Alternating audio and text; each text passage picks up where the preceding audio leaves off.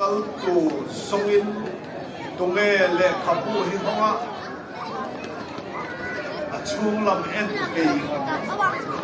ya ring fa te swalap wa to te chan swalap tu an han songa ti chon fa na te leya te ling doya te chole khapu chu hom tur le achin chiana pasari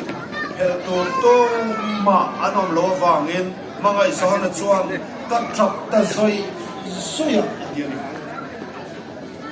chute lai chon tu pasina pakhat chuan ka nena trap su ngai te chiana pasari hel turina de ta tiatlanga win kam ni ta ati lali suak krista khomela he khomela mi khpa te chandana na thok tura chinchiana pasari hel tu le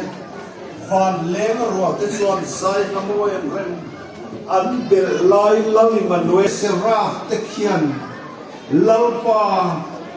heta tran sa tam takinei itana to lo vemni anti poin thalera beram zomin ka kal donani tir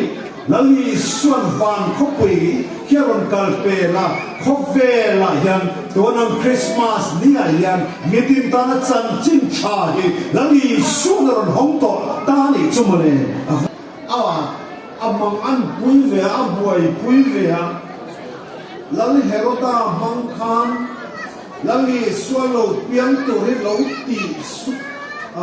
sukup lo se herota khan cái nấu xén ăn hẳn mùi quý chúc chiêu đi đâu alo pia alo chấm lên chú hà đấy số nấu xén đi số khác thì bố rồi là tụi em sẽ ta năng hiểu ta là đi số nấu pia là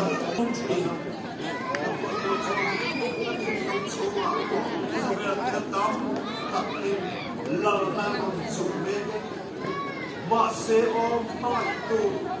kita tak kira omin segin lang performance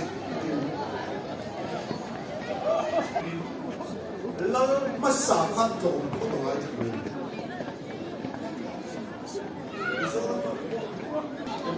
kan to ay chan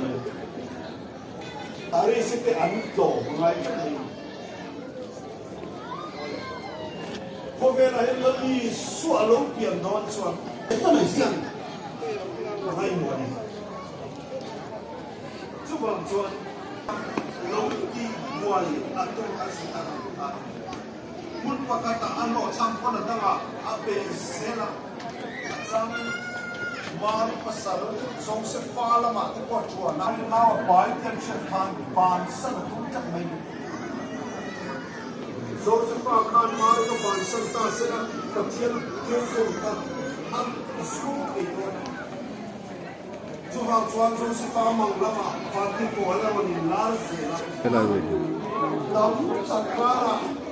tôi gì mà yang lốp về mà thiên chú cái nó sẽ